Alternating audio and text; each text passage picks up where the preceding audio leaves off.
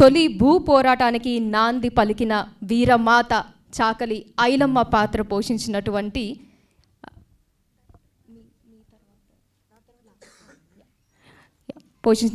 ఇంద్రజ గారిని ఇప్పుడు మాట్లాడవలసిందిగా కోరుతూ ఉన్నాం.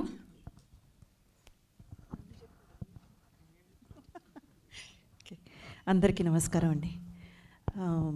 ముందుగా ఇలాంటి ఒక మూవీ తీయాలని ఒక సంకల్పం తీసుకొని దాన్ని ఎంతో సక్సెస్ఫుల్గా, అంటే అనుకున్న బడ్జెట్ కంటే కూడా 5 రెట్లు ఎక్కువగా అయినా కానీ ఏమాత్రం వెనకాడకుండా ఈ మూవీని తెరకెక్కించాలి, ఈ చరిత్ర తర్వాత జనరేషన్స్కి వెళ్ళి చేరాలన్న సంకల్పంతో చేసిన గూడూరు నారాయణ రెడ్డి గారికి నిజంగా ఎంత హ్యాట్స్ ఆఫ్ చెప్పుకున్నా తక్కువే. Thank you sir, thank you so much for that.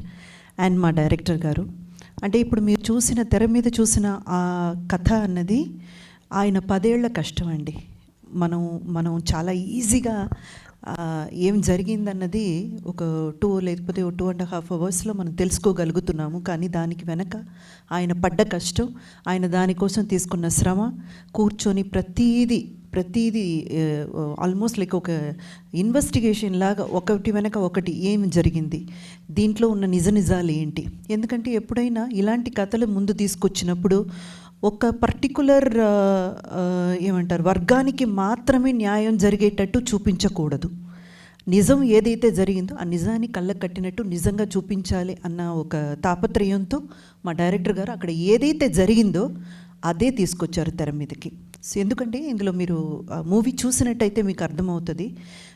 చాలామంది తప్పర్థం పడతారు. ఏంటంటే ఇది ముస్లిమ్స్కి వ్యతిరేకమైన మూవీ, హిందూస్కి ముస్లిమ్స్కి మధ్య ఉన్న గొడవల గురించి. ఎస్, ఆ గొడవల గురించి మనం చూపిస్తున్నాము, కానీ ఏదైతే జరిగిందో అది చూపిస్తున్నాం. ఇందులో ఒక ముస్లిం జర్నలిస్ట్ క్యారెక్టర్ కూడా ఉంటుంది. ఆ పర్టికులర్ జర్నలిస్ట్ క్యారెక్టర్ అక్కడ జరిగేటువంటి దాని మీద అంతా, అంటే రజాకర్స్ ఏదైతే చేస్తున్నారో దాని మీద పోరాటం చేసేటువంటి ఒక ముస్లిం క్యారెక్టర్ కూడా పెట్టారు. అండ్ మూవీలో కూడా చూసారంటే 6th నిజాం అయినటువంటి మెహబూబ్ అలీ ఖాన్, ఆయన క్యారెక్టర్ ఎంత మంచి క్యారెక్టర్, ఎంత మంచి పనులు చేశారు ఈ సమాజానికి అనేది కూడా చూపించుంటారు. అంటే ఎవరిని కించపరచడానికో లేకపోతే వాళ్ళకి వ్యతిరేకంగా ఈ మూవీ తీయాలన్న థాట్ అయితే లేదు మా డైరెక్టర్ గారికి. కానీ ఈ ఒక పోరాటం అన్నది తప్పకుండా నెక్స్ట్ జనరేషన్కి వెళ్ళి చేరాలి, వాళ్ళకి తెలియాలి. సో ఈ ఒక ప్రయాణంలో మనమందరం అర్థం చేసుకోవాల్సింది ఏంటంటే ఈ మూవీ తప్పకుండా మనం ఎందుకు చూడాలి. ఓటీటీ ప్లాట్ఫామ్లో రావడం నాకు నిజంగా చాలా సంతోషంగా ఉందండి. ఎందుకంటే థియేటర్లకు వెళ్ళే ఆడియన్స్ ఇప్పుడు తక్కువైపోయారు. అక్కడ దాకా వెళ్ళి ఒక ఫ్యామిలీని తీసుకువెళ్ళాలంటే వాళ్ళ పక్కన ఉన్న కష్టం కూడా మనం అర్థం చేసుకోవాలి. ఎందుకంటే వాళ్ళకి ఎంత ఖర్చు అవుతుంది అదన్నీ క్యాల్కులేట్ చేసుకొని చాలామంది వెళ్ళడమే మానేశారు. కానీ ఇలాంటి ఒక మూవీ ఓటీటీ ప్లాట్ఫామ్లో వచ్చినప్పుడు ఇంకా చాలామందికి వెళ్ళి చేరేటువంటి అవకాశం ఉంది. అది నాకు చాలా సంతోషంగా ఉంది.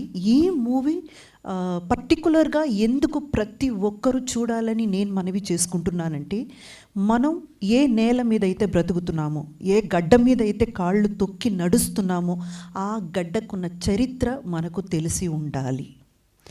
ఇది తెలియకపోతే ఈ గడ్డ మీద బతికే అవకాశం కానీ అర్హత కానీ మనకెవరికి లేదు. సో దయచేసి ప్రతి ఒక్కరు ఈ మూవీ చూడండి. నేను ప్రతి ఒక్కరని చెప్పినప్పుడు అందరినీ కలుపుకుని చెప్తున్నాను. హిందూస్ కాదు, ముస్లిమ్స్ కాదు, క్రిస్టియన్స్ కాదు, ప్రతి ఒక్కరు ఈ మూవీ ఒక చరిత్రగా చూడండి, ఒక హిస్టారికల్ ఇన్సిడెంట్గా చూడండి. ఎందుకంటే ఈ మూవీకి సంబంధించినంత వరకు ఇది తెర మీదకి ఎక్కించాం కాబట్టి నేను మూవీ అని చెప్తున్నాను, కానీ it's a documentation, it's a document అండి. ఎప్పటికైనా తెలంగాణ గురించి, తెలంగాణలో జరిగిన పోరాటం గురించి, నిజాంలకి రజాకర్స్ గురించి ఎవరైనా ఏదైనా తెలుసుకోవాలి అని అనుకుంటే ఈ మూవీ చూస్తే చాలు. మీకు ప్రతి నువాన్సెస్ని మా డైరెక్టర్ గారు చాలా క్లిష్టంగా కూర్చొని ఇక్కడ తీర్చిదిద్దారనమాట. ఈ మూవీ చూస్తే సరిపోతుంది. అందుకని మీరు ప్రతి ఒక్కరూ తప్పకుండా ఈ మూవీని ఓటీటీలో చూడాలని నేను మళ్ళీ రిక్వెస్ట్ చేస్తున్నాను. అండ్ ఆహా వాళ్ళకి ప్రత్యేకంగా నా ధన్యవాదాలు, ఈ మూవీని తీసుకొని ఓటీటీలో రిలీజ్ చేయడానికి. అండ్ నాకు సంబంధించినంత వరకు ప్రమోషన్స్లో కానివ్వండి, ఈ మూవీ రిలీజ్ అయినప్పుడు కానివ్వండి, ప్రతి ఒక్క ఇంటర్వ్యూలో కానివ్వండి, నాకు నా కెరియర్లో నేను మర్చిపోలేని మెమరబుల్ క్యారెక్టర్ ఏదైనా ఉందంటే అది ఐలమ్మ. ఎందుకంటే అంత గొప్ప క్యారెక్టర్. నన్ను చూడగానే ప్రతి ఒక్కరూ చెప్పేది ఏంటంటే మీరు గ్లామర్గా ఉంటారు, మీరు గ్లామరస్ పాత్రలు అంటే హీరోయిన్గా వర్క్ చేసినప్పుడు కూడా గ్లామర్ హీరోయిన్ కిందే గుర్తించారు, గ్లామర్ పాత్రలు చేశాను. ఆ తర్వాత కథా పాత్రలు మంచి కథకి సంబంధించిన నాయకిగా నేను చేసినా కూడా నన్ను అందంగా ఉంటారని ఆ ఒక్క కోణంలోనే చూశారు.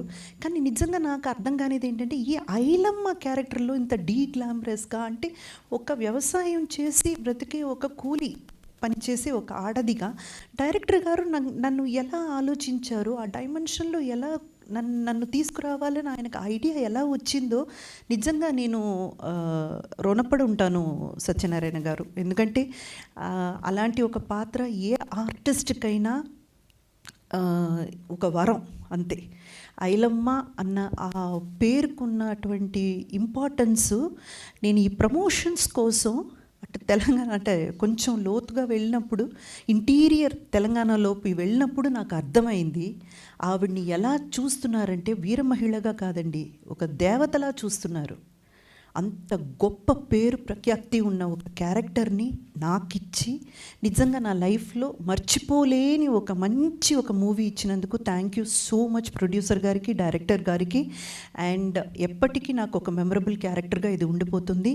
ఈ పర్టికులర్ మూవీకి సంబంధించి మీ అందరి దగ్గర అంటే మీడియా పీపుల్ ఇక్కడ చాలామంది ఉన్నారు, ప్రెస్ అండ్ మీడియా ఉన్నారు, మీ అందరికీ ఒక్క చిన్న మనవి. ఎన్నో విషయాలు మీరు తీసుకెళితే అది సంచలనం సృష్టించింది. ఎన్నో విషయాలు మీరు మనసు పెట్టి ముందుకి తీసుకెళితే అది వైరల్ అయ్యింది. దయచేసి మా మూవీని కూడా ఎంతవరకు నెక్స్ట్ జనరేషన్కి తీసుకెళ్ళగలరో మీ ప్రయత్నం అయితే మీరు పెట్టండి. Thank you so much. Wow.